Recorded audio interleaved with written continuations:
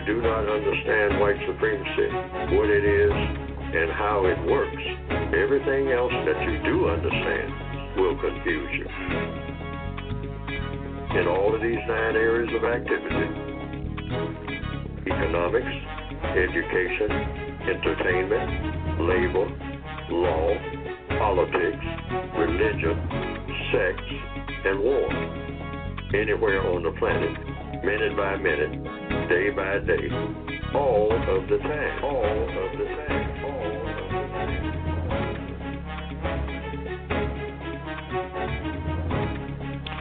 Good morning, and welcome to the Counter-Racist Code Show with Mr. Neely Fuller Jr. I am the co-host, Mr. Bobby. To get in contact with the show, just simply dial 516-453-9921. That is 516-453-9921. And when you do, if you have a question or VGQ for Mr. Fuller, just simply press the number 1 button and you will get in the rotation for that. You can also Gmail me at the numero 7, Mr. Bobby, BOBBY, at gmail.com. And I may get a chance to read your email or Gmail, but I doubt it. But you can do that anyway. Chat room is open. Bay Monday has joined the conversation along with Sean Glenn. Thank you. And also the callers are lining up. People in the 218. My brother is in there affectionately called Moon Pie is on there. Robert is on here. Somebody from the 213 way out in Los Angeles, they're in the house. So we thank you for that. So without further ado, let's get the show rolling. I have a couple of Gmails from William Young, Miss Anonymous, and somebody sent me, Mr. Fuller, a Black Pledge of Allegiance by Dr. Francis Cress Welsing, which I'll read. Okay, let me start off by saying good morning, Mr. Fuller, and how are you this morning, sir? Good morning. I'm still learning. All right. Sounding good. Real good. Okay. Let me do this. Okay. This is greetings, Mr. Fuller. This is William Young. It says in 1320, a suspected racist, William Ockham, proposed that when there are multiple solutions to a problem, choose the simplest one. This principle is known as the Ockham razor and is often quoted by suspected racists. Mr. Fuller, what are your thoughts on this, particularly as it relates to problem solving? Ockham. Have you ever heard of that? Or Ockham razor. Have you ever heard of that, Mr. Fuller? Never heard of it at all. Neither have and I. And the statement is, what now? The question was, what are your thoughts on this, particularly as it relates to the problem solving? That the simplest way to solve a problem, choose the simplest way. Okay. Is that what the question was? It could be interpreted that way. Yes, sir. Well, you choose the most constructive way. The most constructive way may be simple and may not. Everything is divided. Every move that everybody makes, every creature makes, is going to have a constructive effect or a non-constructive effect. There's no such thing as in between. It's either going to be constructive or non-constructive. So you always try to figure out in advance the most constructive way to go about doing anything. And that will solve a lot of problems. Because to do something non-constructive is to multiply problems. It's just that simple. Talking about simplicity. But you also want to keep in mind the fastest way to solve a problem or the simplest way to solve a problem may not be solving the problem because it may not produce a constructive result. you may solve one problem and make 3 others in the process. So the codified procedure is solve problems without making any. Mm-hmm. But, sometimes people, they say, well, I solved that problem. But then in the process of doing that, you made 3 or 4 other problems. So you added 2 problems. I mean, you solved that particular problem, but now you got new problems that you have to deal with that was made in the process of trying to solve one problem. Now you have 3 or 4 problems that may have grown out of the one problem that you said that you solved. So you always have to think in mind, way down the road, I'm solving a problem now, but is this problem going to make more problems than I had before? And that must be kept in mind all day long as you go about doing whatever you do. Mm-hmm. Okay, I was looking... According to compensatory logic. Exactly. Okay, I was looking that up a little bit, and one of the things you said, the simplest way, and that word happened to be mentioned in, it's pronounced Occam, by the way, Occam's razor, and it is a theory on here. I think more on the theological side than anything else, but it was on here. Okay, you haven't heard of that. Okay. All right, let's move on here to this question. Oops, my screen went out. There we go. All righty. Let's move on to this question here. This comes from Miss Anonymous, and she says in the topic of religion, she said, Mr. Fuller, why do most black churches don't preach from the Bible and tell the truth? Instead, they are shaming some of the church members' personal problems when they are preaching to everyone, and then use a Bible script to cite problems. And in the Bible, it says something like this, thou shalt not judge. But why will most preachers do it anyway? Mr. Fuller, thank you. Well, you have to ask the people who are doing the preaching. Just like according to the code, a person makes statements or makes suggestions or ask a question or having just a general conversation. Any questions that you have, the codified procedure is to ask the person who is doing the talking. Any questions that you have about that. So everything is individualized. So you just simply say, if you have a question about why someone is doing whatever that person is doing, person or persons, you ask the person who is doing whatever is being done.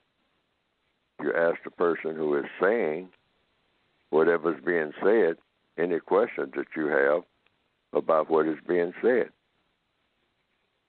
And so that's the specific codified procedure. Don't ask, it doesn't help to ask someone else what someone else who is doing the speaking means. That just might compound the confusion in the answers that you get. Because the person who was doing the speaking may not have meant that at all, or may have meant that, but you really don't know. You have to ask for an explanation from the person who is actually doing the talking. That's the time to do it, if you are given that time and the opportunity. That's the codified procedure. Okay. Before we move on, a question was asked in one of the meetings that I attended this week, and I did not purposely answer the question because I wanted the participants to listen to the show. But you have stated repeatedly about having a code. And for those of you who are new to the program and for those who were in that meeting, I'm going to have Mr. Fuller address the fact why we must have a code. Mr. Fuller, why do we have to have, or why do we need a code? Because a code just means doing everything in the most efficient manner to get the most constructive result. That's the ideal code. Now, the white supremacists have a code, but their code is white supremacy.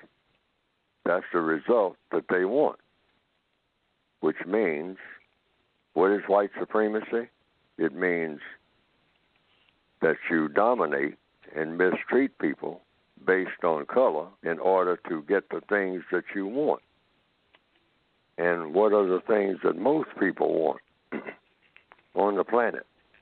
In fact, all people, all creatures, want basically three things: fun, glory, and material comfort.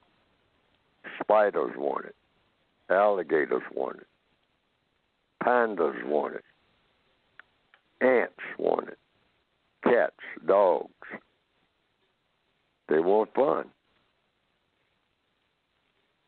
They want glory. And they want material comfort. And people are no different. But somebody thought up an idea of racism, and they say, let's try that in order to get those three things. We have all kinds of ways to get those three things, but let's think up something called racism. Or we have thought of something called racism. And what is that? You look at a person's color and you say, there's a person who is eligible to be mistreated. Mistreated based on what? Based on color. Well, why would you want to mistreat someone for any reason, based on color or anything else?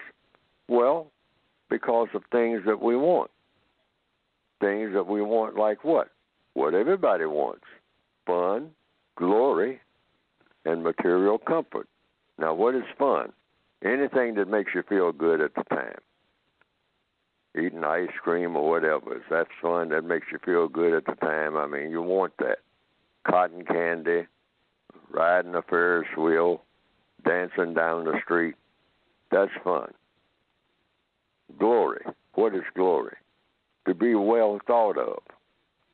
To be looked up to. To have someone, praise you or pat you on the head for some accomplishment that you did. That's glory. Everybody wants that. They want to be well thought of. They want the appreciation of others.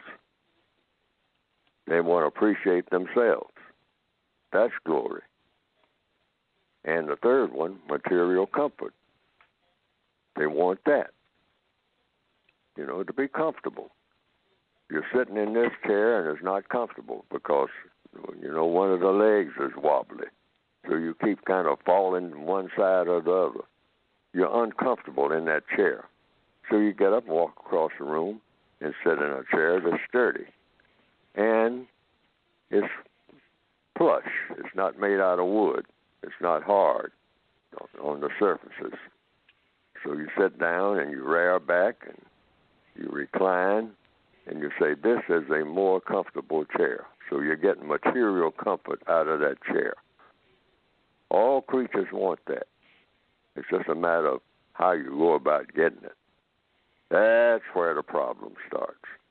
Mm-hmm. Somebody thought up an idea of inventing something called racism in order to get those three things. And it turned out to be the most powerful idea for achieving that goal ever thought up in the minds of people in the whole history of the known universe, recorded history so far, according to evidence, that thing called white supremacy. Yes. Okay. I hope I didn't deviate from the question, but I hope I did explain. No, sir. No, sir. You're fine. Because it really comes down to why do people do what they do. Fun, exactly. Glory, comfort, and that covers everybody. Mm-hmm. Okay. Bouncing a ball, that's fun. All right. Excuse me. I'm going to my friend or radio friend Javari sent this. It's called a Black Oath. Said a Pledge of Allegiance for Black People, and it was by Dr. Francis Cress Wells. And then after I read it, Mr. Fuller, I would ask that you might give a little brief, I won't call it history, but you had some encounters with Dr. Welsing. Sometimes I understand. I never saw it, but I think you and her were on the same programs at some time, but speaking on different levels. Some people who are new to the show and like it, by the way, wanted to hear that encounters and so forth that you had with Dr. Welsing when you were at speaking engagements. But this is what I'm going to do now. I'm going to read what she wrote, a black oath, a pledge of allegiance for black people. She says this, quote, I pledge allegiance to my own black self-respect and to the respect of all other black and shades of black people on the planet Earth, all of which are victims of the system of racism, white supremacy.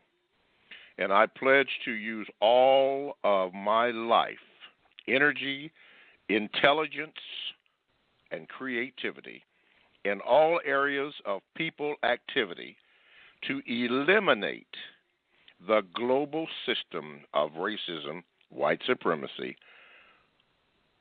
on planet Earth and to replace it with justice so that there can be peace. So help me God. Dr. Frances Cress Welsing. And she, like you, gave her telephone number at the end of it. Mr. Fuller, in all your dealings with her, or just a little brief synopsis of things that participation in programs that you had with her, could you just give a little something so that other people can hear that you did have some basic interaction with Dr. Welsing? Well, my basic interaction with her was over a period of years, because I first met her at what we call a Black Power meeting, a kind of a walk-in type circumstances where people were just trying to come up with ideas about what to do about racism. And it was about 1968 or 69. And I went to a meeting where I met her. I was just looking around for somebody to talk to. I had a bunch of papers that I had in a small briefcase, and which was the beginning, or what later on became the code book, which I now have out here. And but it was just a lot of loose papers at that time that I had started back in the mid-1950s, the beginning of a counter-racist code, according to what I was trying to write. And I didn't even have a name for it then. It was just a smattering of writings about what I thought needed to be done about the race problem. So I met Dr. Welsing, and I was first talking to some people like Marion Barry, who later became the mayor of Washington, D.C., and I think Mr. Vernon Jordan was there a couple of times, because the meetings went on sporadically. We would just kind of meet there, kind of loosely, I guess over a period of maybe several weeks, and then it kind of dissipated. But people just kind of drifted in and out, and people were just kicking around ideas, just very informal, just people just standing around talking. That's all it really was. No leadership or nothing like that. People just trying to figure out what to do. It was right after the riots, right after the assassination of Martin Luther King and the riots that followed in 1968, 69. And so I was looking for someone to talk to, and I started talking to different people. I think Mr. Chuck Stone, who was a writer at that time, he came in, just dropped in informally, and stood around talking, and then he would leave. And that's the way it was. There's people just walking into a place, a meeting place, and standing around talking, and coming in and leaving, and coming in and leaving. little groups here at this table and another group over at another table, and people just milling around, just talking. So Dr. Wilson was one of them, and I was one of them. So Dr. Wilson took an interest in some of the things that I was saying because I started talking to her and showing her some of my papers. And she said, what you're doing seems to be a little different from what I've heard before. She said, and I'd like to hear more. And so that's how it started. And so then we started, later on, we started meeting at her apartment. It was usually myself and her, and usually maybe one or two other people who just would come in. Dr. Hutchinson out of Chicago, he took an interest in it. And he said, Fuller, you got something here. I don't exactly know what it is, but it seems like it's different. And I said, well, it's just some papers and whatnot. I said, now here's 3 or 4 pages and whatnot. He said, no, I'm going to copy everything you got. He said, give me everything you got there because you got something here. I don't know what it is, but I think it's something. And Dr. Wilson was saying, yeah, that's why I invited him over here because it looks like he's got a different approach from what everybody else is using. It's a different idea altogether. And so that's how it got started. And so I said, I kept saying, what is needed, what is missing seems to be we need a code, We need a way of doing things and that's tailored to the individual person. I said, everybody's talking about forming groups and all like that. I said, what about the individual person? I said, maybe you don't need groups if you tailor everything to the individual person, and every person becomes a group. Each person becomes the entire nation within him or herself. I said, how about that idea? I said, that's an idea that I don't think the white supremacists can defeat because they'll have to defeat each and every person. They just don't grab leaders or the leadership committee and all like that and squash them like they've been doing. I said, Dr. Martin Luther King has just been assassinated. And everybody's in mourning. And everybody's saying, woe is me. And now what's going to happen now? And when are we going to get another leader? How long is it going to take? I said, suppose we have a system where everybody becomes his or her own leader. I said, does anybody ever think of that? I said, because ultimately that's what has to happen anyway. So we might as well get started on a code that will form that. Because what does a leader actually do? A leader has a code. A leader is following a code. So why can't everybody follow the code? Yes, sir. That was the question. And Dr. Wilson said, yeah, that's a different approach altogether. Nobody seems to have thought of that. I said, well, it's like as easy as falling off of a truck. I don't see why nobody has. I don't think it's a novel idea. I mean, you strengthen the person. That's what you do with babies. You strengthen the individual baby. You have a baby. You make the baby strong. You don't keep the baby in the baby state. You make every baby in the family strong, and they grow up strong, and then they go out into the world. I said, that's what birds do. They don't stay in the nest waiting on mama to bring them something forever. As soon as they get those wings, they're gone. And they're on their own. They can fly in a flock, and they can fly individually. I said, it's no different with people. Why don't we tap into that idea? And I expressed it to people, and they said, well, that's a different approach, but we're not used to it. I mean, we used to having a leader. Everybody wait on the leader. Wait on this leader. Wait on that leader. When that leader dies, we'll wait 50 years for another one to show up. I said, become a leader yourself and lead yourself each and every day. And that's how that idea took off. And Dr. Wilson said, well, I'm going to work on the part of finding out why white people do what they do. And so I told Dr. Wilson, well, I'm going to work on the part of what each individual black person can do about it. So that's the way that evolved. Okay. All right. I never heard that pledge that Dr. Wilson that she said she wrote until now. Because okay. She had her own way of doing things. I had my own way of doing things. Okay.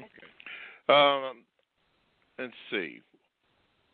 516-453-9921 is a number that a person can call if you'd like to ask Mr. Fuller a question, or you have some VGQ that you would love to share. This is your time to do that. Or you can also Gmail me, and it will go into rotation and come up, and it will be read at some point in time. And also, the chat room is now open. Bay Monday is in there. Sean Glenn is in there. T.S., I'm just going to put the last name. Any is in there, so thank you. And Black Monday has asked or made a statement, we need a standard, and that's a code. And this Gmail comes from Afroastrology. Says this, Mr. Fuller, I think it's interesting how even though we all know Trump has psychological disorders, that you never hear whites come out and denounce him for those reasons. Psychologists and psychiatrists all refuse to publicly diagnose him too because they don't want to make their race look bad. They also look past him being a sexual pervert and deviant as well. They are terrified of looking incompetent because they built their racism on us being physically superior and them being intellectually superior. Of course, it is false because we are superior on both fronts. Mr. Fuller, what do you say about how well white people stay on code even when it's obvious that Trump is basically a psychopath? And can we take a lesson from that to build onto our own code? They always circle the wagons, and our wagons are all over the place. Thank you. Well, since that's the question, do we need a code, I guess? And the answer is yes. And here again, what is a code? A code is a way of doing things that always work. That's all it is. A way of talking and a way of doing things. Speech and action. Thought, speech, action. First you think. You think about what? You think about what you're going to say and what you're going to do each and every day. And everything that you say and everything that you do should be according to a code that guarantees that what you are saying and what you are doing is going to have the effect that you want it to have. That's what a code is. It's just that simple. So without paying a whole lot of attention to what everybody else is doing, Mr. Trump or anybody else, if black people just center on, from this moment on, I'm going to codify myself. I'm going to make sure that anything that I say and anything that I do is going to be according to a code that guarantees that I'm going to produce a constructive result. That should be the goal of every person on the planet. Constructive results. And have a code for doing so. If you say something, you say, now, before I say this thing, I know it before because I practice it. That's what you should say to yourself. You practice saying what you're going to say. And when you say it, you know in advance. Now, you might not start out that way, but you learn from experience, trial and error, like you try anything, like new inventions, because a code is an invention. So you invent something, a way of saying things that when you say it, it's going to work. You're going to get the result that you're looking for. The result that you started out to get, you know you're going to get it before you say it, because it requires you to say something, or it might require you to do something, or it might require you to say and do something simultaneously. So you have a code for that. Say, this is coming up. On a job tomorrow, this is what they're going to do. But when I walk in, I'm going to say this, or I'm going to do this, or I'm going to say and do this, and according to logic, it should work. Now, by trial and error, it may not, but you keep trying to improve. Like Tiger Woods, and to use that analogy, I saw a program on him last night, and he's a person that, at least in golf, stayed focused. And no matter how many setbacks he had and how many ailments he had, he stayed focused. He has a code, a golf code, and because he's wedded to golf. And he says he wants to win golf tournaments, and he did, a lot of them. And people said it's almost like magic. The word superhuman was used in that program I saw last night on television. And so why can't black people be that way about everything that they do, each and every individual black person, about everything of constructive value? Set your constructive pursuit first, and then say, I'm going to, regardless of what happens, what anybody else is doing and whatnot, me as an individual. And it's interesting about the reason I used the Tiger Woods illustration, because golf is a very individualized sport. I mean, you're not playing actually against some other person or even paying attention to what some other person is doing. You are paying attention to every move that you make. I don't know that much about golf, but it seems to be highly individualized. Any mistakes that are made, they are your mistakes, not somebody else's. You can't blame it on anybody else. It's all you.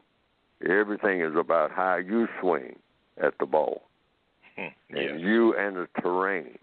That's the way black people collectively should think. Because black people have a terrible habit of always looking to see what somebody else is doing and comparing yourself with somebody else rather than think about, what am I doing? I mean, I'm running around trying to find out whether that other person is a good Christian or not. Wait a minute. What am I? What am I every day? What do I do? How can I make myself better? How can I become what a person should be, universal man or universal woman? That's code. Okay. Well, the music is playing, so you know what that means. That means that I have to say this. You are listening to, and thank you, the Counter Racist Code Show with Mr. Neely Fuller Jr., and I am your co-host, Mr. Bobby. You can call this number, 516-453-9921, to get in contact with Mr. Fuller to ask your question or your VGQ, or you can Gmail me at the numero 7, Mr. Bobby, BOBBY, @gmail.com. You can do that. Chat room is open. You can put a question in there, and maybe I'll get a chance to get to it. But that's how you get in contact with this show. Let's continue on with Swa out in Cali. Let me see if I can get you in here. Then we got Nick in New Jersey and somebody in the 717. Make sure you give the call screener your name. Okay, right now, there we go, Swa. You're on with Mr. Fuller. Good morning early for you. Good morning. Good morning, Mr. Bobby. Good morning, Mr. Neely Fuller. My question for also, Mr. Bobby, don't disconnect me, honestly, on the line. So my question is, Mr. Neely Fuller, why should black people and non-white people work to replace the system of racism and white supremacy with justice? The question is, ask that again now. Why should black people and non-white people work to replace the system of white supremacy with justice? Why should they do it? Mm-hmm. Because it's an evil system. It's the dominant government of the entire world. And going around mistreating people based on color should not be any kind of government, not even in one room. That room shouldn't be governed by mistreating anybody based on anything. Racism is a form of mistreatment. You look at a person's color and you say, there's a person that's eligible to be mistreated. Mistreated for what reason? For my convenience. So that I can have fun, I can have glory, and I can have material comfort by misusing that person over there who has color in his or her skin. It's just that simple. So why not replace a system like that with a system called justice? And what is justice according to compensatory logic, a compensatory definition, one that I made up? Justice is guaranteeing that no person is mistreated. No person, period, ever. That's number one. Number two, guaranteeing that the person that needs help the most always gets the most constructive help. That's the kind of world we should have. That's the kind of world we should have had when the world began, whenever that was.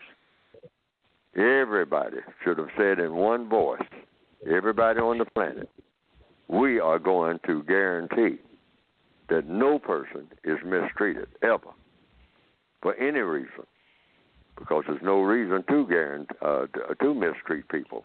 We can get things done without mistreating anybody. That's number one. And the next is we're going to guarantee that everybody is going to be helped who needs help.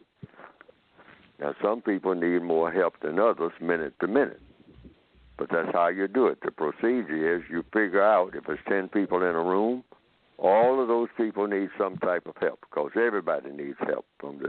Even before you're born, you need help. And from the day you're born, you need help. And right up until the time you pass away from this planet, you need help of some kind. You need somebody to help you do something, okay, most of the time, whether you realize it or not. So the world is kind of shaped that way. So you start with the person that needs the most help. 10 people in a room, you find out who in that room needs the most help, because everybody in the room will hold up their hand and say, I need some help of some kind. But there's somebody in that room that needs more help than anybody else. That's the person you start with. Then you work back until you get to the number one person who needs the least help. And that's how it should be done. The entire world should be done. We should think that way. 24/7. Guarantee that the system of racism, you got to eliminate that first, or you're not going to have justice. That's impossible. And replace it with a system of justice. All right. Thank you, Swad. And don't be a stranger, sir. You know what's going on. All right. All righty. Let's go to New Jersey, and we have Nick. All right, Nick. There you are. Go ahead. Good morning, Mr. Bobby. Good morning, Mr. Fuller. Good morning. Yes, I'm really excited today. I just received your book this morning. I woke up early to go to the post office to pick it up because I missed the pickup yesterday. So I'm so excited that I got the book. So thank you so much for your book. I hope I'll have less questions after I read the book, because most of the time when I listening to you like a month ago, and most of the things you say, it's like I'm always nodding and laughing and agreeing because it's like it touches somewhere inside me that what you're saying is really true. So I want to always keep thanking you for your messages and your books, and I hope everybody listening out there, go get the book. I'm going to read it, and it will definitely answer most of my questions, I guess. So, Mr. Fuller, I just wanted to ask you two questions if I can, but let me start with the first one. Why is it necessary to be courteous to people, especially when black people seem to be less courteous to each other? Give us a reason so that we can stay on that code of being courteous to everybody, including our fellow black people. Yes, well, black people are trained to be hostile toward each other. Okay. That's one of the things that the white supremacists did. They say we're not only going to be hostile toward black people, we're going to train them at an early age to be hostile toward each other. And black people have become that big time. All over the world, black people have great hostility one toward another. So what the code says, you minimize conflict by minimizing all unnecessary contact. Now, that is very, very, very difficult for black people to do. Black people love to make contact with each other. This virus is just about killing the spirit of black people because black people we go looking for each other, even though when we get around each other, we don't like what we see, we don't like what we hear, we don't like anything that's going on, and we turn on each other. I mean, something awful. It's going on all over the world right now. The murder rate among black people is the highest in the world. We're talking about George Floyd and Breonna Taylor, but we're real silent when it comes to the murder rate all over the world. Wherever you find black people, we are hunting down each other and trying to kill each other around the clock. We find any excuse to turn on each other because are we that way by nature? Were we born thinking like that? The answer is no. The white supremacists taught us very carefully, very systematically, in a very insidious ways. They have all kinds of ways of teaching. Hate black. The word dark even is used all the time to mean what? Something evil. Something to be squashed. Just the word dark, D-A-R-K. People are familiar with it by now. The word black. Black is ugly. Black is evil. But the word dark, and it says so in the textbook, like you say, dark mood. Has anybody ever photographed a mood? See, we don't think about the word dark. I heard a politician just last night talking about, we need to keep coming into the light and drive away the darkness. Black people say that. Black preachers say that all the time. Stand right behind the pulpit. And the racists have planted those words. See, words mean something. And that catches on to a young man. And that young man sitting there with their legs swinging from that bench. And they look at themselves. The skin is dark. And it looks at the person next to him, and their skin is dark. And there's a person up there talking about drive out the darkness, bring in the light.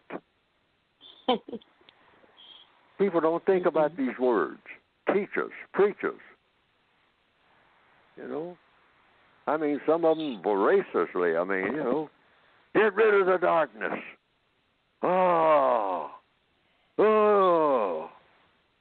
And so you're sitting there listening to this. Your mind absorbs it. Mm-hmm. You're 7 years old. So now when you're 17, you're walking around with a pistol trying to kill everything that you see in the form of a person who has dark skin, and then go and ask for mercy from the white supremacists. Now, boy, have they made us a sick people. We're just as sick as we can be. And we're so sick, we brag about how great we are. The sickest people on earth are black people. But we brag about how well we are, which goes to show you really how sick we are. And the white supremacists are to blame for every bit of it. And they have done most of it, not with guns, but with words. And what was your Sometimes second question? I get away from the question. That's Did I okay. answer the question? No, you definitely did. Thank you so much. Because I'm learning to be more courteous to people, so I didn't understand the reason why I had to do it. That's why I asked that question. Okay, oh, my second yes. question Be courteous to people. Yes, the code says be courteous. The more discourteous a person is to you, the more courteous you are supposed to be to them. Good. That's the way. You're not losing anything when you do that. You're gaining power. It may not look like it, but really, you are becoming more and more powerful, and that other person is becoming weaker and weaker, but they don't realize it. You may not even realize it, but that's just the way it works. So the code says it feels good to feel that, to do that. Actually, the code says if you're in a room with 10 people, out of all those 10 people, and you're number 11, you don't let anybody be more courteous than you. Mm-hmm. That's code. That's why we need a code. You just go in with that mindset. Now, I'm in this room now with 10 of the most discourteous people you'll ever want to meet. But I'm going to be more courteous than they ever thought about being discourteous. Yes. I'm going to show them more courtesy than they ever thought existed. Why? Because it's going to work for you. It's not going to work against you. Not at all. You may think that it will, but it won't. Just be courteous. Be courteous to everybody. Okay. Thank you so much. Now, my second question is, from all that I've been listening to you about, you talk about the code. Now, the code, is it the same thing as self-discipline? Yes. It's nothing like self-discipline. In fact, the only real discipline is self-discipline. When discipline is imposed upon you, it means that when the person who is imposing the discipline is not around, you will not be a disciplined person. And you will not be a person that accomplishes very much either. See, you're supposed to be able to function when there's nobody else around at all.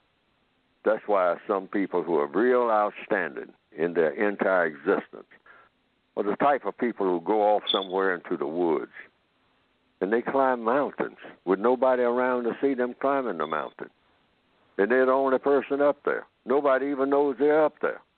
But they got up there on their own. That individualism.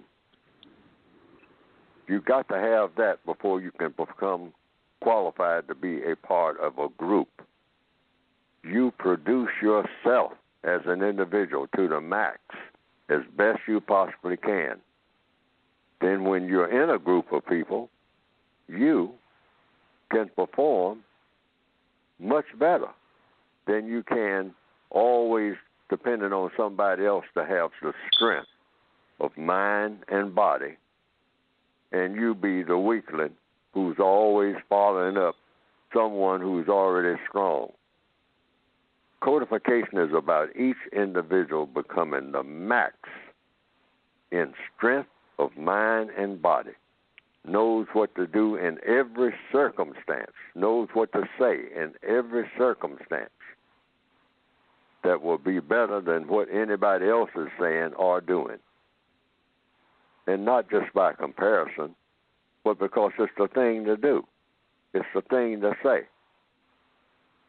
Constructive, right. Non-constructive. Mm-hmm. All righty. Thank you, Nick, for your question, and don't be a stranger.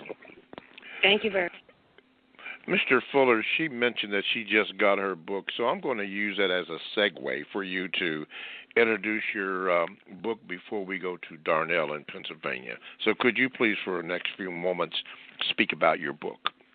You can get the book by going to producejustice.com, the revised expanded edition as of 2016. And there's some people have asked for the original edition, but the revised expanded edition covers everything that's in the original. So that's the revised expanded edition is the one that I recommend because, but some people like the format for some reason of the original edition. It's more in the revised expanded edition than it is in the 1984 edition. But that's up to the buyer. Both books are there. And also an additional book called A Compensatory Counter-Racist Codified Word Guide. Now, basically, they're all the same book, but I'd like to have gotten both volumes, the 2016 Basic Revised Edition and the Word Guide in the one volume, but I couldn't because the book would be too thick to carry around. If I figure out a way to get that in one volume, I'm going to do that, and sometimes in the future, because it's supposed to be one book. The codified slogan really is, the race problem is one problem, and the philosophy of writing about that one problem is one problem, one book. Everybody who's going to write about the race problem should write one book, not a whole bunch of libraries of books. You got one problem, try to cram everything that you have to say about solving that problem in one book. That should be the goal of everyone who sits down with pen in hand to solve the race problem. Try to solve it in one book. Say, this is it. This is it. This is my view of how to solve this entire race problem right here. You don't have to go and sit in the library looking through this book and that encyclopedia and whatnot. I'm going to try to write the book,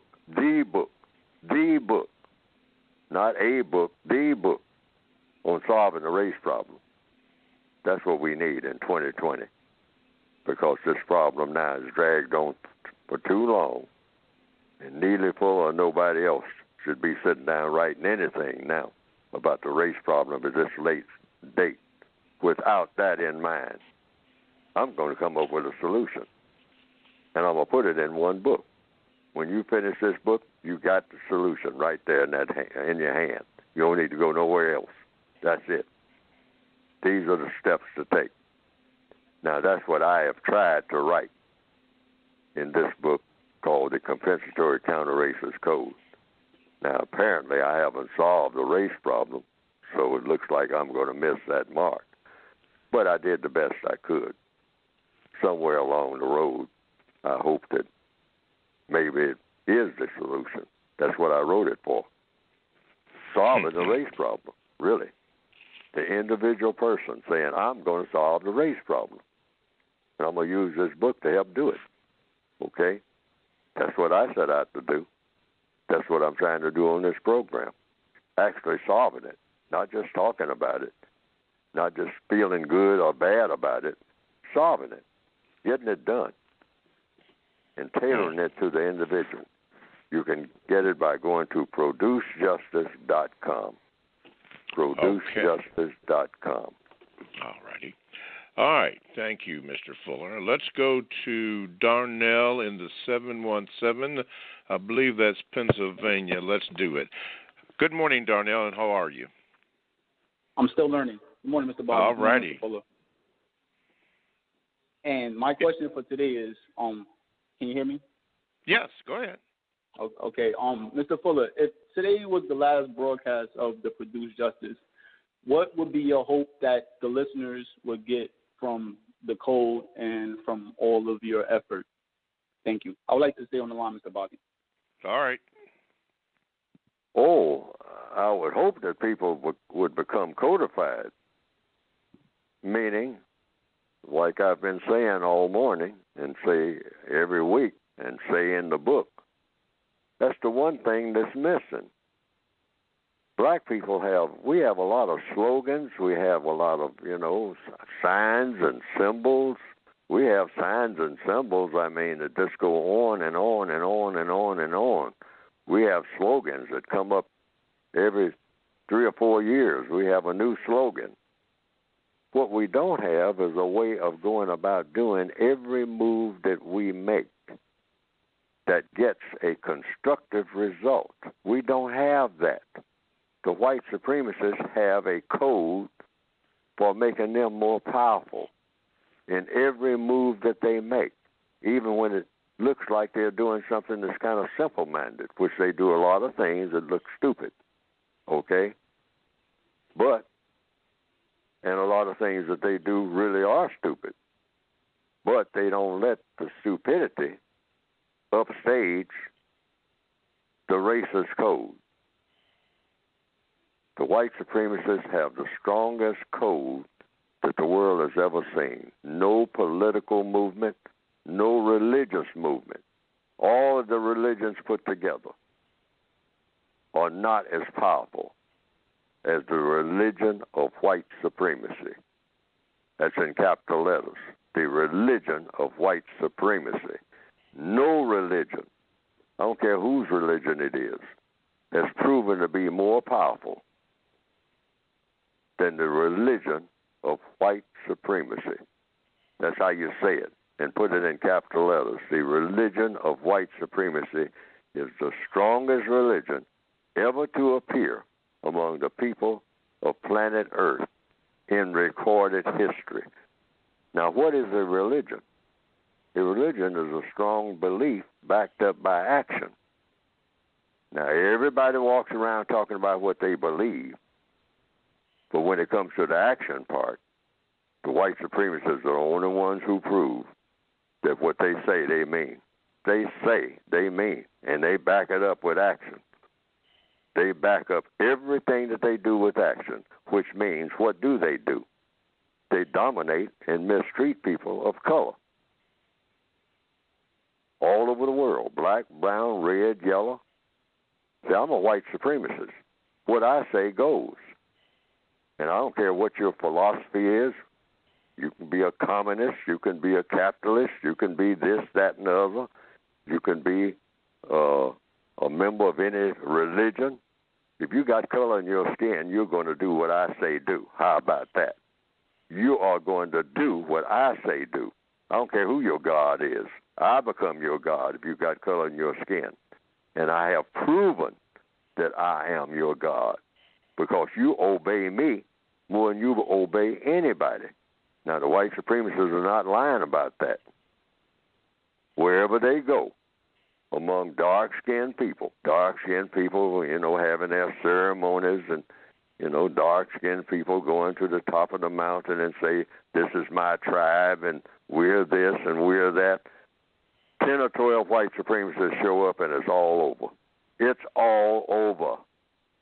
Next thing you know, everybody in the tribe is begging. Begging whom? The white supremacists. Give me this and give me that. Do you have a job? Can you let me build a church here? Even if you want to continue your religion, you got to get their permission. They'll say, you can't build a church here. You say, well, my God told me I can build a church here. I say, I don't care what your God told you. I told you you can't build a church here. And if you think that I'm kidding, give me 5 minutes and I'll show you. I'll burn you and that church. How about that, boy? And everywhere they have done that, everywhere they have said that, it's always worked. Now, we need to examine what we are doing. Why is it that with all our religions, with all our ceremonies, with all our different tribes, you have people that call themselves Indians, they got all these different tribes and all these different ancient ceremonies that they know about the sun and the moon and the stars and all that. 2 or 3 white supremacists come around and it's all over. I don't care about you and your tribe. Well, our civilization goes back thousands of years. Well, your so-called civilization is over as of 15 minutes, when I come around, because I'll kick it all your artifacts and all the rest of this mess that you call so sacred and whatnot. Ain't nothing sacred about you or this mess.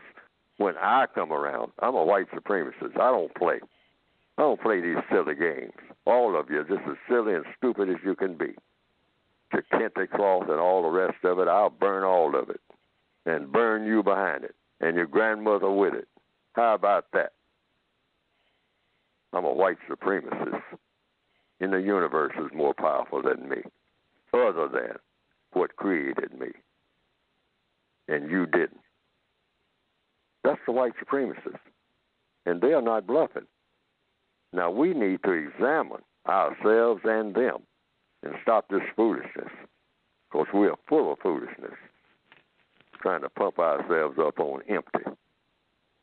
Black people are just as empty as we can be. We need to examine why we're that way.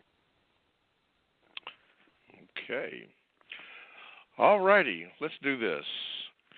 That is going to conclude the first hour of the Counter Racist Code Show with Mr. Neely Fuller Jr. In 5 seconds, stay tuned for the second hour of the Counter Racist Code Show with Mr. Neely Fuller Jr. Thank you for listening to the first hour.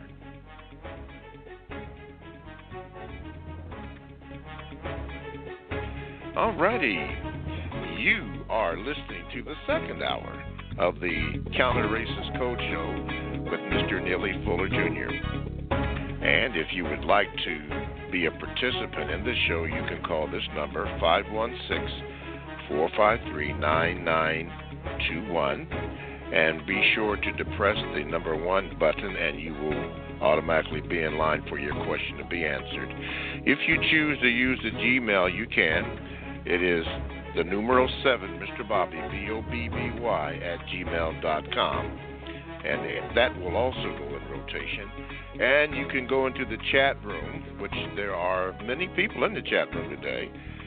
And if you have a question on it, you can put it in there, and we will see what's going to happen.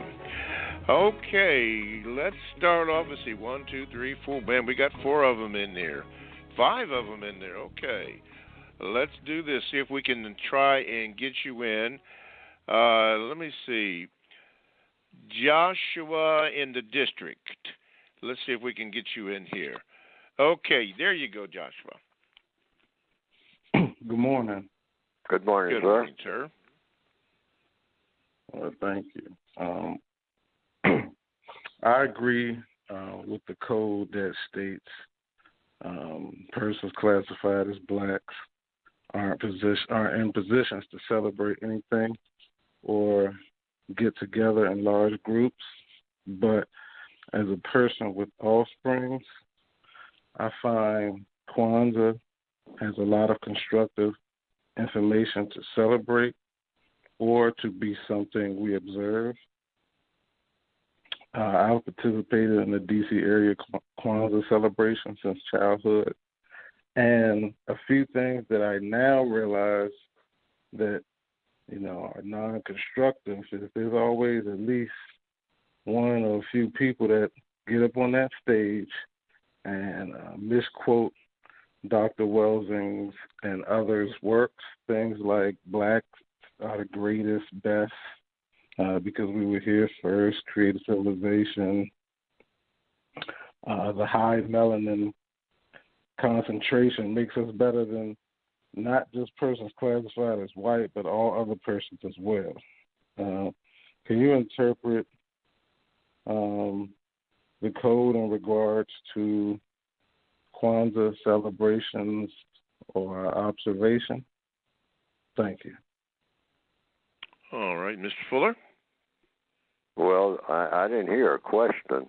Was there a question there somewhere?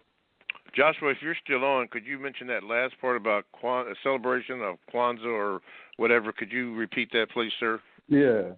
Can you interpret the codified response in regards to Kwanzaa celebrations, like big groups, people coming together, celebrating Kwanzaa, or people having just observation. Okay, I think the question is, should black people celebrate Kwanzaa?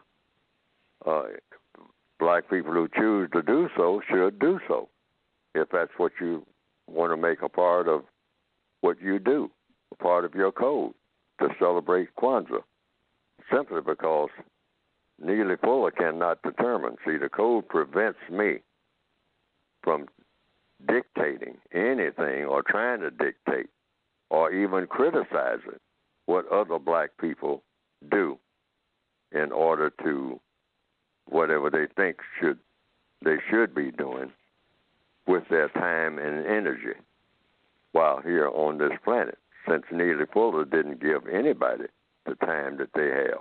I'm nobody's boss. I can't even boss myself. So I can't pass judgment on what somebody else is doing. And I can only give my opinion according to what the code says black people should be doing. Now, what the code says black people should not be doing, should or should not be doing, one of the things we should not be doing is celebrating anything. Based on what? Based on logic, because we're not qualified to celebrate. We're prisoners of war. We're slaves to the system of white supremacy. And slaves are not qualified to celebrate. Why? Because it's not logical, that's why. What would a slave celebrate? Slaves should be working full time to not be what? Slaves. Prisoners of war should be working full time to not be what? Not be prisoners of war, which is what black people are. Racism is war. We were born in captivity to the greatest warriors in the world, who are the white supremacists. And we were born. Every black person who is on this planet now is under the system of white supremacy. We are beggars. We beg them for everything, like prisoners do. You beg the prison masters. You beg the slave masters. Slaves don't have anything. They don't own anything. They have nothing. They don't have themselves to start with. That's why they're slaves. So we're beggars. So what is a beggar doing? Celebrating. We beg the white supremacists, beg in all 9 areas of activity. Economics. Give me a job. Where can I get a job? I got an application here that you gave me. Now, when I fill it out, can I work here? Can I work there? Can I go here? Can I go there? That's the first area of activity. Then the second area, education. All over the world, black people, all overseas and whatnot, are saying what? I want to go somewhere.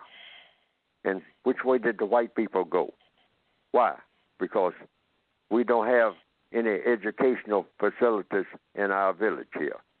I want to go somewhere where I can get educated. I'm going to London. I'm going to Paris. I'm going where the white people are. I'm going to the Netherlands, where the white people are.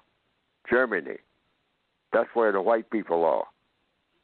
They can teach me things that I do not know now in my village, and I can come back and help my people. That's the way black people talk all over the world, and it's real. How come everybody in your village ain't already educated? See, so we are prisoners. The white supremacists have made every black person on the planet a prisoner. None have escaped, because you have to be off the planet to escape. And even if you were off the planet, the white supremacists have to take you there, because we don't know how to get off the planet. No black person knows how to do that without white help. That's white supremacy. It's real. It's real. It's not something made up. We need to be serious. And we are not eligible to celebrate anything. The code says if you want to see something ugly, look at a black person celebrating. That's one of the ugliest sights you will ever witness in your entire life. That's the code position. All righty. There you have it. Thank you, Joshua, in the district. Okay, let's go to the 336. That's in Baltimore. Looks like we have Rainbow. Okay, Rainbow, you're on with Mr. Fuller. What is your question? Hey, Mr. Bobby. Hello, Mr. Fuller. Good morning.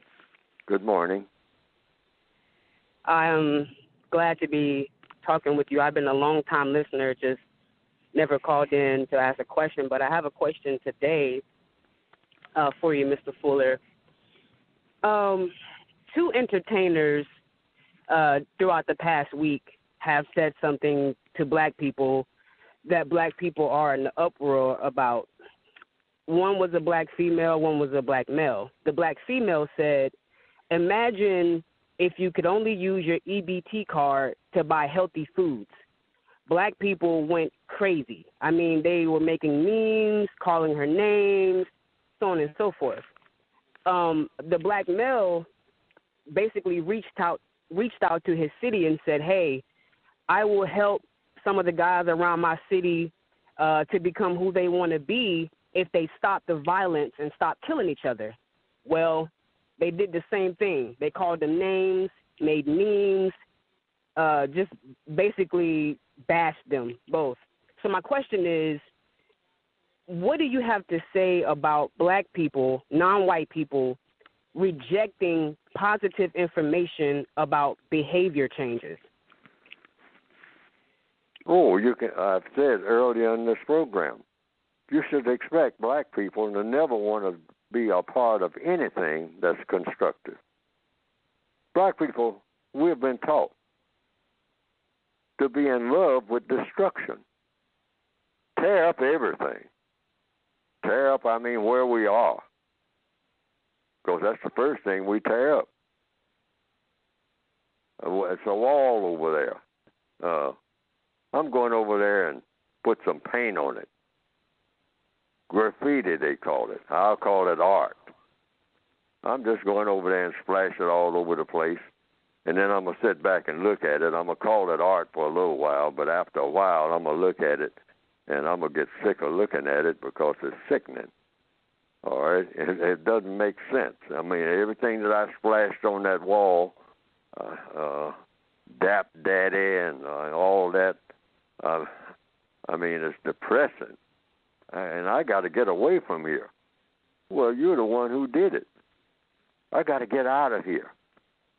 I got to get straight out of here. We've seen some movies by that name.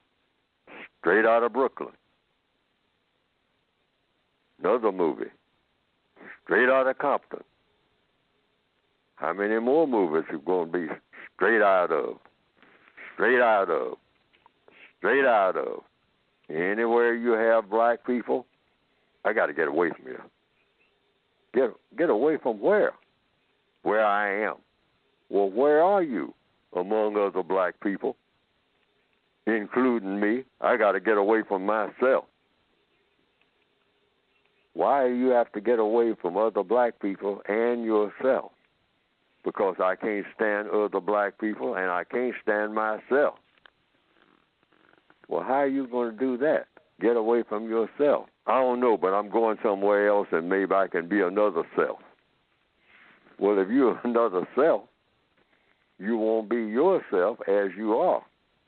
Well, that's just what I can't stand, how I am.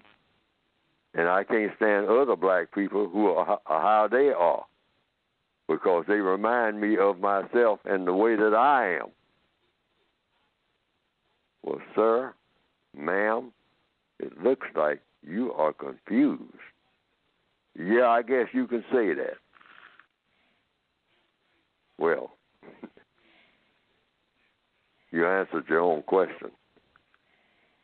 Now, and answering your question, ma'am, black people are that way because we are trained to be that way, to be a destructive people. We love destruction. We destroy ourselves. We put things in our bodies that we know from observation and experience is going to be destructive. We go chasing down drugs, knowing full well that that is a death sentence. But we're going to do it anyway. Well, my uncle, he died from an overdose. Now you're going to die from one, right? Yeah, I guess I'm going to do the same thing. The white supremacists look at that and said, wow, we did a good job. These people are absolutely worthless. Black lives matter. Black lives matter to whom? They don't even matter to black people. Nobody cares anything about a black life. What is a black life really worth? I mean, put them all together. What are all of them worth? If they didn't exist, it wouldn't miss nothing. What are you missing if there wasn't no black people on the planet? What are you really missing? Well, you're missing some music. Oh, we make music. We taught them how to make music if there's any music in them. Music is what? According to the code, sounds that inspire you to do constructive things. But some of that stuff that black people play, does it make them constructive people? Do they become more constructive and inspired to do constructive things when they listen to what they listen to? Go by the evidence. No evidence of that. Maybe they need to make some new sounds that will inspire them to do something that makes sense. Maybe. Some do. Mm-hmm. Most don't. Okay. We need a code. And that's what we've been talking about, a code.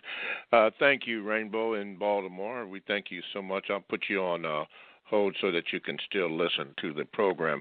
Let's go to the 832 area down in Houston, Texas. We got Brother Muhammad. Muhammad, you're on with Mr. Book. Okay. Good morning, Mr. Bobby and Mr. Yeah, there's some noise in the background. Can you do something about that, sir? Okay. Yes, sir. Go ahead. Can you There hear me you now? go. Yes, sir. Okay. Good morning. I hope y'all are doing okay. So I'm gonna try to make sense here, but okay. So I don't think most black people understand that white people are the smartest people on earth collectively, and that they have a practical knowledge and understanding greater than any other group of people has had in recorded history, pretty much. But going to Mr. Fuller's codified definition of justice, and the two parts are guaranteeing that no person is mistreated, which I think the word mistreatment is volatile because what may be mistreatment to one person is not mistreatment to another person. And then guaranteeing that the person who needs constructive help gets the most constructive help. So just a scenario, well, not a scenario, I think that no person can claim that, well, every person on the planet needs fresh water. I don't think that anybody can claim that they don't need fresh water.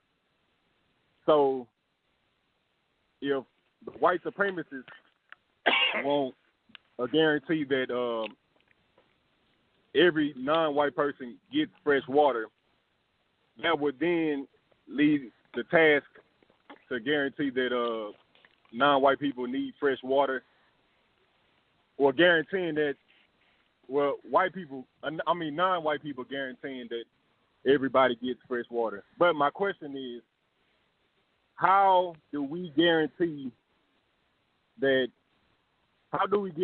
constructive help without having the practical knowledge and understanding that white people have. We don't. That's why black people should be hungry for knowledge, constructive knowledge of all kinds. Black people are hungry for what? More than anything? Getting the attention of other black people. That's our culture. We don't have a culture outside of that. We wake up in the morning and go to bed at night trying to dream up ways to get the attention of other black people more than anything else if we tell the truth. Our hairdos, our tattoos, our shoes, everything. We're trying to attract attention. Attract the attention of whom? Other black people. And then once you get the attention, what are you going to do with it? So I attracted the attention of other black people. So now I got their attention.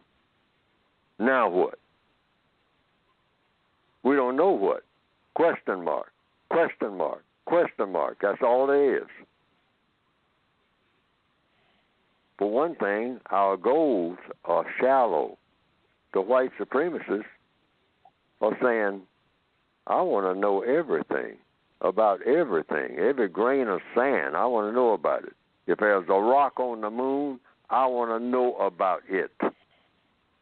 If there's a new disease somewhere on some other planet, I want to know everything that there is to know about it. That's a different level of thinking altogether, rather than I want to attract the attention of other black people so they'll pay some attention to me because I didn't get no attention when I was a baby. And that's just about as far as our thinking goes. We don't much think about anything else. And I'm going over here. I see a crowd of black people over here, so I'm going over here and join them. You're going to join that crowd of black people that you see 2 blocks away? Well, what are those black people doing? I don't know, but it's a bunch of black people over there. I'm going over there and get in it. Well, did you ever stop to think what if they're doing something constructive or non-constructive? Would not. No, I just want to get over there because I might be able to get over there and get some attention. Get some attention by doing what? Anything I can to get attention. And if I can't, if don't nobody pay no attention to me, I'm gonna throw a rock or something, so somebody will pay me some attention. That's the level of black people's thinking. We don't think anywhere near anything outside of that if we tell the truth. See, we got to tell ourselves the truth about us first. And then we start thinking, maybe we need to start looking at the world a different way altogether.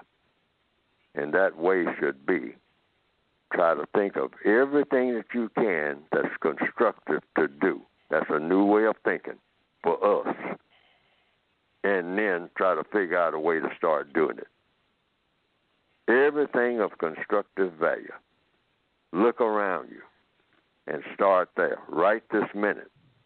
Every black person on the planet, I no longer are going to just have as a goal in life attracting the attention of other black people, my tribe members. All over the world, black people got all these little tribes and whatnot that they think is the center of the universe. And the white supremacists come in and kick them around all over the place. Not only their tribe, but every tribe that they heard about, joining or becoming a member of or emulating or copying after. It's not magic. It's science. The white supremacists say, I want to know about everything. I want to learn everything. I'm always learning. I want to learn about every grain of sand in the universe. And I definitely already know about black people. They know us. They know us backwards and forwards and upside down. All right? We don't know anything about them. Looking at them every day and know nothing about them. The code says they're most familiar mystery to black people. Black people are close to white people.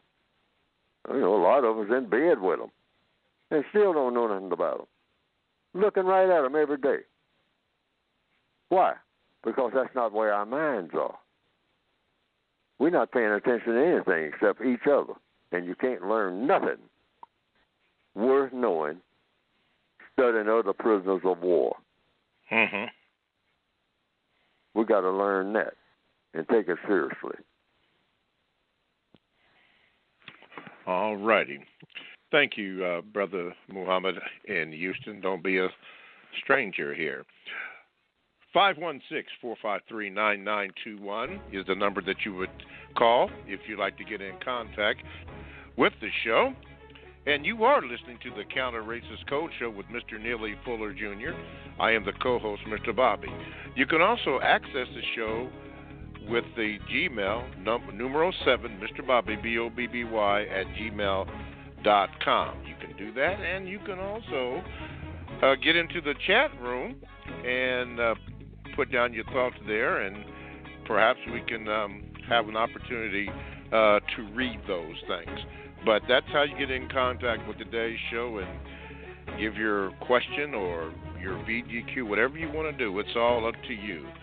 All righty. Thank you for all the callers that are on the line. You guys are blowing up, and we appreciate that. Okay, let's do this. Let's go to the 804. We have Lisa. That would be Richmond. Lisa, you're on with Mr. Fuller. What is your question?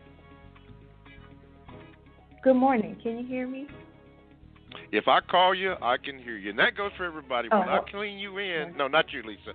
When I call you in, you're on, so you don't have to ask, can you hear me? Okay, go ahead, Lisa. You're on. Yes, sir. Thank you. Mm-hmm. Good morning, Mr. Bobby and Mr. Fuller. Good morning. Good morning. Mm-hmm. It is an honor to speak to you, sir. And I just want to thank you for raising my level of consciousness and even affirming some of my thoughts. I just started reading the ISIS papers by Dr. Welsing, and she advises that we should read your work. So I ordered it yesterday, and I look forward to learning more. I wanted to ask you because I acknowledge that I have been deceived by the system, and I realize that I am a slave. And I am reminded of Sonia Sanchez's poem entitled Tufanon, where she says, even slaves talk beautifully. I have multiple degrees. I have a what some people would call a six-figure salary. I tried to do all the right things and be as people thought I should be. But I realized, I guess my consciousness, I'm so aware of the reality of things. And I wanted to ask you, how can I shift out of this life? I feel I'm so caught up and glued to this system in such a way. How can I unglue myself and do the work, as you say, being constructive? How can I reverse all of this, or how can I make what I've done to be a benefit? And do you get what I'm trying to say? I think that I know, but if you read the book, that's Hello? what I wrote the book for. I said we need a code. Now, the crux of the code, Senna, hello, can you hear me? Can you hear me? Lisa? Hello? Yeah, he's asking, can you hear him? Can you hear Mr. Fuller? Evidently she's cut off. Wait a minute, let me see. Lisa, can you hear Mr. Fuller? Wow, what happened there? Well, Mr. Fuller, go ahead, and maybe she can pick it up, but go ahead with that answer about you were getting ready to tell her you must have a code here. Yes, we must have a code, and it's real simple, basically. Every move that a person makes every day is going to have a constructive result or a non-constructive result. What black people, right this minute, should make up their minds to do is that everything that you say and everything that you do is going to produce a constructive result. Now, how do you know what a constructive result is? because it's something that works for you and others for greater benefit and doesn't work against you. It might be you'll have to do it by trial and error because that's how babies learn to walk and to talk, by trial and error. We're all babies in this vast universe, including white people. But white people understand this, particularly the white supremacists. Black people don't seem to understand that. So keep your mind open to learning and learning the difference between what works and what doesn't. That's all. It's real simple. It's not complicated at all. The white supremacists go around and deliberately make things complicated for black people, for people of color. But that gives them more power, because when you make things confusing to people, people become confused, and people who are confused always depend on people who are not confused. So the white supremacists are masters of confusion. So we can just cut through all the confusion simply by saying, is this thing I'm fixing to do, is it going to be constructive or is it going to be non-constructive? Because there's no such thing as in between. It's going to either be one or the other. I've given this illustration, something we do every day, most of us. We sit down to a plate of food. You're going to eat sometime today. When you're eating, if you're somewhere eating now, getting ready to eat, ask yourself, this food that I'm looking at, what's on this plate that they call food, F-O-O-D? Is it, when I put it in my body, is it going to have a constructive effect or a non-constructive effect on my body? Is my body going to try to reject it? Because your body knows when it's got something in it that it shouldn't be there. And your body will cause you to, sometimes to throw up if your body really objects. That's your body. Your body has a mind of its own. Say, well, if you don't have no sense, if your brain ain't working, I'm down here, I'm your intestines. I don't handle stuff like this. That ain't my department. So I'm going to get rid of it. It's going one way or the other. Either it's going to go out the way that it came in, or it's going to go out the other end. Now, that's the way your body is made. So your body rejects anything that shouldn't be in there at first. But sometimes your body just gives up and say, well, you insist on dumping this garbage down here, so I'll just let it sit here. And that's why many of us become all bloated with what? We're bloated with garbage because your body doesn't know what to do with it. Got tired of trying to get rid of it. Too much work. Can't throw it out the way it came in, that's through your mouth. And it can't go out the other end because the intestines, it just gets tired. Kidneys get tired. Liver gets tired. Now, the world and the universe is made up the same way as your body. Your body is a universe. So everything is constructive and non-constructive. And if black people just starting today decide, I'm not participating in anything that's non-constructive, starting with this minute. When that phone rings and they start talking about come on over, and do this and do that, I ain't going no more. Why? Because I'll tell them politely, always be courteous. Well, Helen, I don't want to do that because that's not constructive. Or Jack, I ain't coming over. Oh, come on over, man. We're going to have some drinks and whatnot. What kind of drinks? Is it going to be fruit juice, real fruit juice, not this artificial stuff that they got in the carry-out? Real fruit juice. No, man, it's going to be gin. I got vodka over here. Well, now, is vodka constructive? Is it going to build up my body or tear it down? One or the other. Come on, tell the truth, Jack. Well, man, hey, don't you want to get tore up? No, I don't want to get tore up. I'm going to start building myself up. I decided I don't want no bad liver like you got. So when you decide to have a gathering or any kind, I mean, where y'all going to have some real food and some real drinks that's going to build me up, and I'm going to leave there with a constructive view of the entire world rather than staggering drunk and wreck my car again, I ain't doing that no more. Now, suppose every black person on the planet just makes up their mind to that right this minute. The white supremacists will be stunned, and you will be fighting white supremacy big time just by being in a constructive frame of mind. Because one thing the white supremacists fear more than anything, and that is black people who start thinking, speaking, and acting constructively.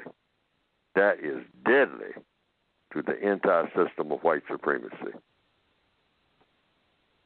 Thank you, Mr. Fuller. Thank you for listening. Is it too late for me to try to change everything? I have these vehicles, this big house, and it's just making me realize I don't need all of those things. So when you say start thinking and acting constructively, does it Don't mean do anything to show off. Don't ever do anything to show off. Stop that right now. Buying stuff to show off. Look at what I got. No. Don't do any of that ever again anymore in life or death. Some people want to show off when they're dead. I mean, have that big funeral and and a whole bunch of people standing around, who yawning, a lot of them looking at their watch to get away from there. All that expense. People should get out of the show-off business altogether unless you are in show business and you make money in show business. I can understand that. But if that's not your business, who are you showing off to in order to get what? Attract other black people's attention? What are you going to do with the attention that you get? What's the payoff? It's all artificial. Yes. Getting the attention of other black people is not a goal. It should never be. Never. Ever. Do More something debt, if constructive anything. and get out of the show-off business. You ain't doing nothing to show off. You don't buy nothing to show off. Look at what I got. Okay, so you got it. Has anybody else got anything more than what you got? Do you have more than the richest person in the world? No, sir. Is the house that you got as big as Buckingham Palace? No, sir. So if the answer is no, don't even think about going that way. Yes, sir. Thank you so much for your time. Thank you. Lisa, and I always say to everybody, and you're a new caller, don't be a stranger. Thank you very much, Lisa. Thank you so much. Yes, sir. Thank you both. God bless. Okay. Bye. Yes, Mr. Fuller, you are correct, and I guess the biggest thing that people want to show off is a Birkin bag, and I had to look that up. Why is everybody wanting a Birkin bag? And it was just ridiculous. So I guess if you had a Birkin bag, I never heard of it. What is that? Yeah, it's a premium bag, handbag, a purse. Some of them, and I might be wrong for this, but I think the highest one sold for $500,000. Now, don't quote me on that, people listening, but I think that may have been between $200,000 and $500,000. It's basically a purse, but it's with that somebody has put a value to it. All the entertainers, or a lot of the entertainers, are having it and want to carry it around, and when you see it, it's supposed to be a great status symbol. Birkin bag, BIRKIN, Birkin bag, just really something. I could care less about that. How would you like to have a handbag that costs more than the house that you live in? Wow. But that's what that is, Mr. Fuller, a handbag, a woman's purse, basically. Well, handbag. I would watch that person who's going to get one, and then I would go and get a trash bag, okay? Okay. And then I would walk right alongside of them and say, okay, so what? Right. So now what? you got all that you paid all that money for. I got a trash bag here. Now what? You know, you Yes. got a Birkin bag. I got a trash bag.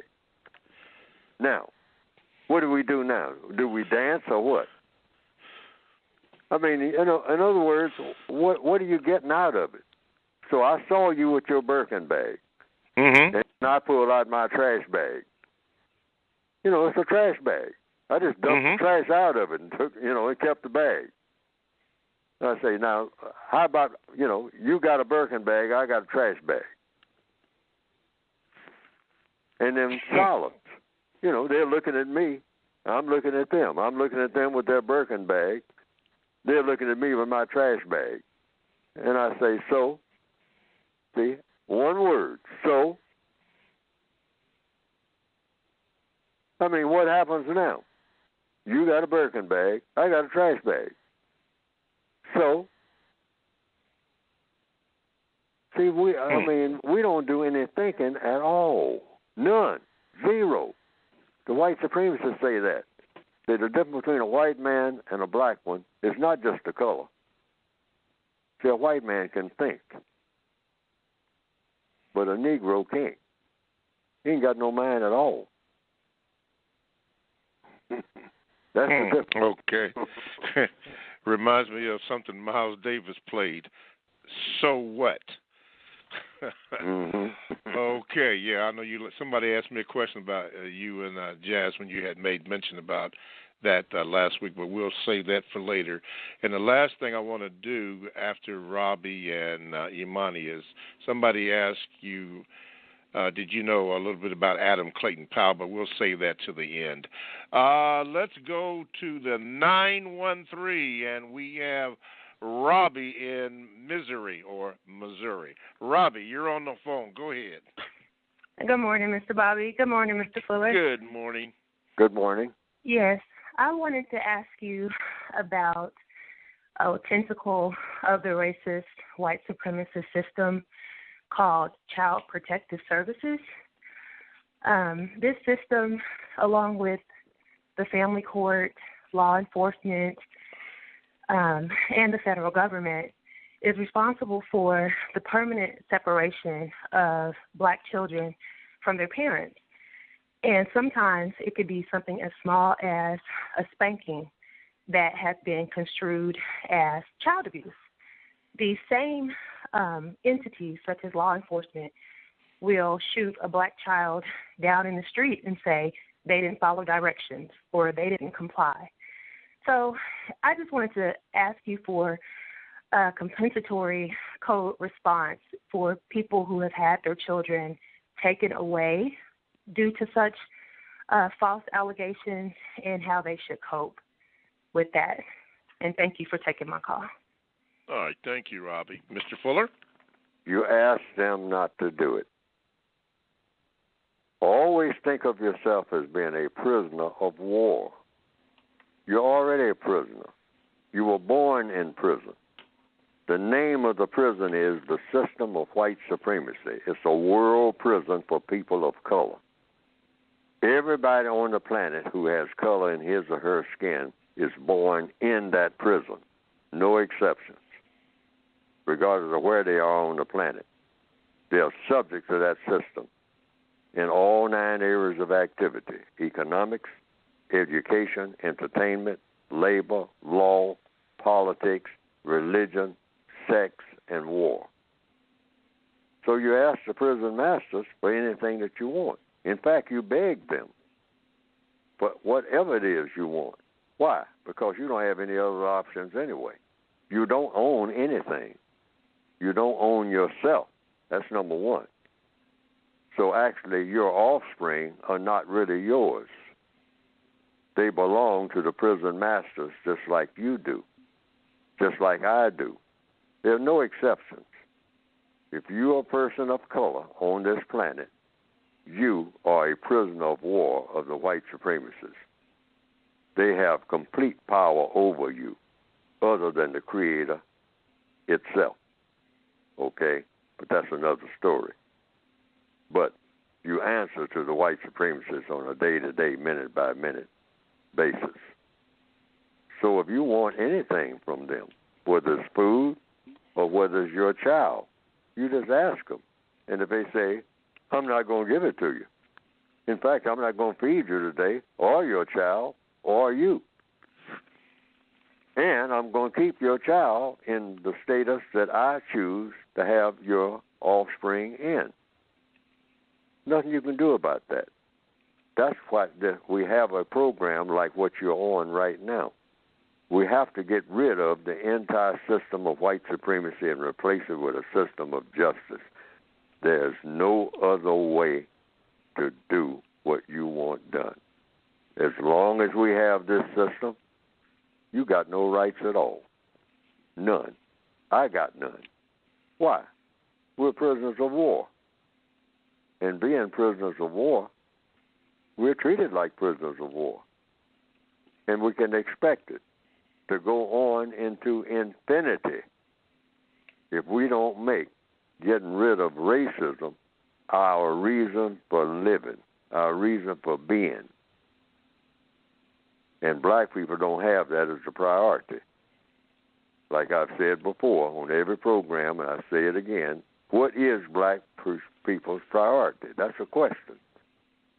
Showing off to each other. As long as we have that, we're going to keep moaning and groaning about everything that happens to us. And we are going to be a miserable people just like we are now. That's going to stay that way forever if we don't rid the world of racism in the form of white supremacy and any other form of mistreatment of people. But principally, the system of white supremacy. You have to get rid of it, ma'am. I mean, that's hard. That's a hard pill to swallow. Well, that's a big job. Yes, it is. But these things are going to keep happening. People keep talking about George Floyd and Breonna Taylor and whatnot. I don't care how many signs you put up. I don't care how much you march in the street. Folks all over the world, get used to it. It's not going to stop. You have to get rid of the entire system of racism and replace it with the system of justice. Or we're going to be talking like this and acting like this and begging like this forever and ever and ever and ever and ever. All of our offsprings and offsprings are going to be in the same shape that we're in now. Why? Because we don't have as a priority getting rid of the system of racism. Wake up every morning thinking about it, going to bed at night thinking about it, planning on it, trying to figure out a way to do it. If we're not doing that, we're going to keep getting what we got. That's it. That's it. All righty. Thank you, Robbie. Don't be a stranger. Okay, before we get to Adam Clayton Powell, let's do this. We got two people in here. Good morning, Vorp. Let's see here. Let's go to the 786 Imani. What is your question quickly there? Wait a minute. Let me see if I can get you in here. Okay, there you go. Imani, you're on. Greetings, Mr. Bobby. Greetings, Mr. Fuller, and everybody.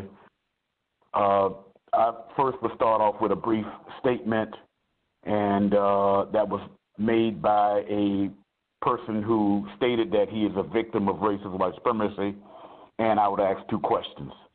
He says, I really hate this justice concept the counter-racists promote.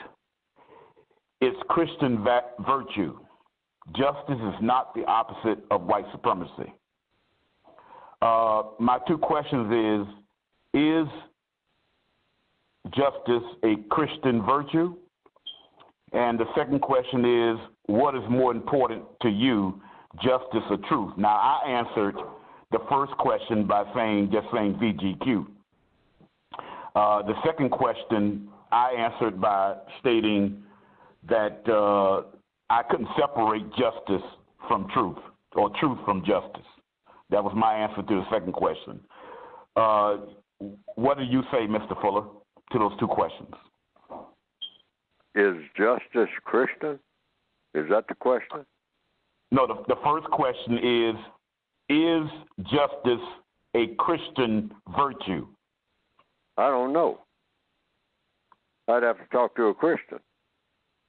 Right. See, the code says you individualize everything, particularly, well, really, in all areas of activity. But when it comes to the seventh area of activity, religion, you talk to the individual about that. Whatever individual says that justice is a Christian virtue, that's the person that you talk to, the person that made that statement. You can't ask somebody else what their opinion is, because that's not the person that made the statement. See, the code says you don't get into these religious arguments or any other type of argument, but particularly when it comes to black people, a religious argument is the easiest argument to have. All right? That should be abolished forever. So black people should never argue about religion, period, or anything else for that matter. That's what VGQ is about. That automatically shuts it down. So if a person asks me, is justice a Christian virtue, I'll say, I don't know. Because first of all, I don't know what that person means by justice, and I don't know what that person means by Christian. Different people got different ideas about what makes a person who is a Christian a Christian. People hit each other over the head with the Bible all the time. Mm-hmm. I mean, they have wars. People kill each other about who's a Christian and who's not. And so the code takes the position, hey, I can get killed about anything. I don't have to have an argument about Christianity to get killed. I mean, I can get killed about a whole bunch of stuff. So why invite that by getting into an argument about anybody, about who's a Christian and who's not? I ain't in that fight. Or who's any kind of Hindu, Jew, Muslim. No. Hey, back away. Say, I ain't in that. I'm not in that. I'm not going to even discuss it. You know? Why? Because you're going to lead to conflict. That's why. And I'm not looking for no conflict. I got enough conflict on hand. I got a whole bunch to dealing with the white supremacists, which is the strongest religion and the strongest political system on earth. I got my hands full. So I'm not getting in nobody's argument about who's a Christian, who's a Muslim, who's a Confucian, who's a Jew. None of that. Don't bring none of it to me either, because it's going to lead to conflict between me and you. And I don't need that. And I think that you don't need it.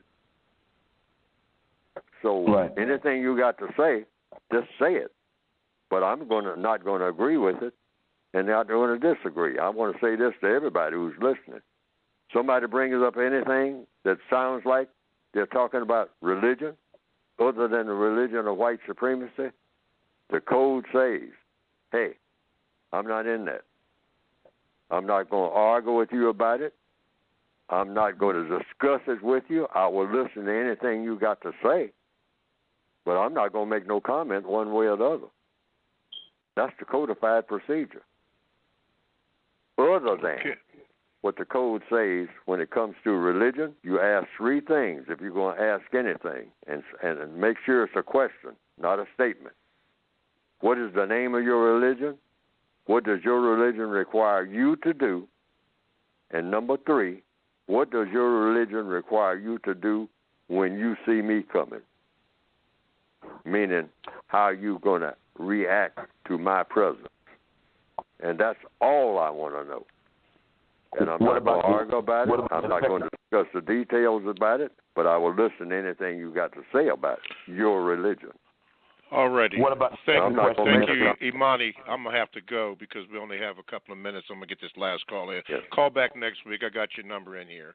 But call back next week so we can get that in there. This is real important. Yes. All right, thank you. All righty. Wow, I got two more, but I want to have a chance for one. Mr. Muka. Oh, that's Muko, Brother Muko in Baltimore. I'm sorry.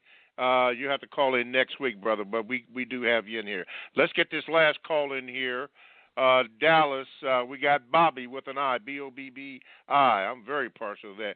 Go ahead, Bobby. You are on with Mr. Fuller. What is your question? Good morning, Mr. Fuller. Good morning. I feel unfortunate that in 2020 I am just hearing about you and your work. I actually did a YouTube, a doctor reference to Dr. Frances Welsling, and she referenced you. So I started listening to you. I actually ordered your book and just got it in last week. My question is this: why is it that a black rapper can make a song that's so derogatory for black people, it hits the top of the charts, but your message is like people don't know that it's there? Why? Why do black people make songs that go to the top of the charts that are derogatory to black people? Yes, sir. Is that your question? But then comparing it to you and this book that you've written, this book should be at the top of the charts for every black person. Why is it that they're so into a derogatory song and music and not these words that's going to help black people? Well, we're in a prison. We are prisoners of war, and the prison masters don't want anything constructive to be disseminated among black people. That's the answer. You know, I'm running a business. The business is white supremacy. This is the white supremacist view. White supremacy is our business. Now, why would we pay money to any black person who, or help any black person to run us out of business when our business is white supremacy? But we'll help any black person who's going to be derogatory or say something derogatory about black people or do anything to harm black people, because that's what we do. So if a black person writes a song that's harmful to the minds or bodies of black people, that inspires black people to mistreat black people, we'll help them. Why? Because it's good for our business. We'll help any black person who's going to do harm to other black people. That's what we do. I mean, you know, that's a no-brainer. That keeps us in business. That makes us strong. Anything that makes a white supremacist strong, they're all for it. That's normal for their business. That's their business. That's the business they have chosen. Just like they say in the gangsters, the Corleones. This is the business we have chosen. It's a rotten business, but it's the business we have chosen. And we enjoy it. So we will help any black person who's going to harm other black people to do whatever harm it can be done, because that's what we do. And if we can get other black people on board to be harmful to the people that look just like them, hey, that's a plus for us. Do the black people see harm that they do to other black people? If they catch you early enough and grab you early enough or get you mad enough at other black people, they recruit you. If they see you're going in that direction. So they say, hey, come on in, boy.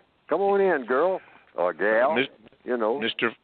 Fuller, I am so sorry. I apologize, Bobby. We got to go. The time is right there. But call back next week with the same number, and there's a good YouTube video called Results with Mr. Neely Fuller Jr. and Dr. Randy Short. Results. You can hear more of Mr. Fuller in. Sorry we couldn't get all the calls in. Brother Muko, you know what to do. All you other callers, Imani, we'll hear from you next week. Thank you. Thank you, Mr. Fuller, and I thank you. Engineers and everybody, thank you. And Mr. Fuller, thank you. We'll see you next week. Yes, producejustice.com.